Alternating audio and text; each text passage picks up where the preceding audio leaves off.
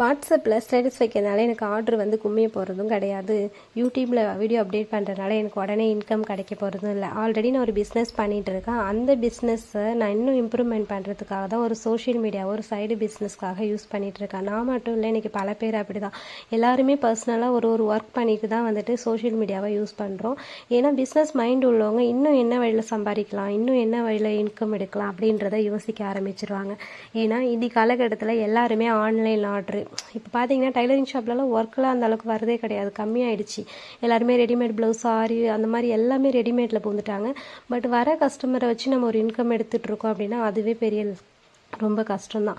But இருந்தாலும் இன்னும் நம்ம இன்கம் எடுக்கணும், இன்னும் நம்ம பண்ணுற ஒர்க்கை வந்துட்டு, ஏன்னா சோஷியல் மீடியாங்கிறது ஒரு இன்கம் பேஸ் பண்ணியிருக்குங்கும் போது அதில் நம்ம டைம் ஸ்பெண்ட் பண்ணுறது தப்பு கிடையாது.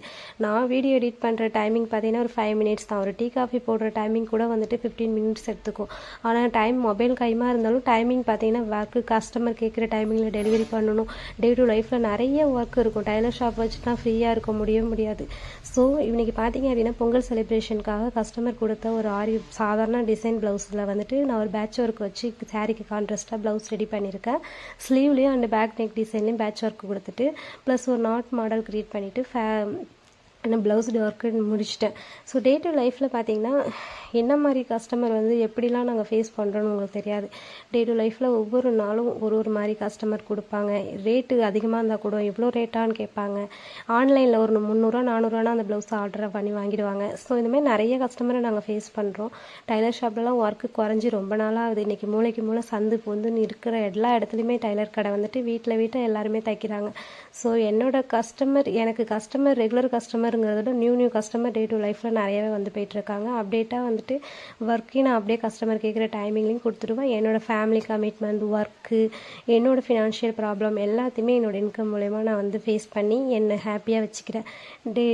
இவங்க கூட நான் ஹாப்பியாக இருந்துகிட்ருக்கேன். சம்டைம்ஸ் பார்த்திங்கன்னா இவங்க கூட ஒரு ஹாப்பினஸ் கிடைக்கும். இவன் ஷேக்கன் கேட்டால் கொடுப்பான், என்ஜாய்மெண்ட் பண்ணிவிட்டு. ஸோ என்னோடய ஒர்க்கை நான் ஹாப்பியாக வச்சுக்கிறேன். எதில் இன்கம் இருக்கோ அந்த விஷயங்களை நீங்கள் செய்யுங்க, தப்பே கிடையாது. ஏன்னா இன்றைக்கி காலகட்டத்தில் ஒரு பேருக்கு 2 பேர் சம்பாதிச்சா மட்டும்தான் நம்ம நல்லா லைஃப்பை என்ஜாய் பண்ண முடியும். அண்டு நம்மளோட ஃபினான்ஷியல் ப்ராப்ளங்களையும் நம்மளோட சால்வ் பண்ணிக்க முடியும். ஸோ முடிஞ்ச அளவுக்கு ஹாப்பியாக இருங்க. ஓகேவா? பாய். கடிக்கக்கூடாது, அடிச்சிருவேன். கடிச்சுன்னா அடிச்சிருவேன். செகண்ட் அம்மாவுக்கு ஷேக்கன் தாங்க. ஷேக்கன் தங்கண்டா செல்ல கட்டிட்டா.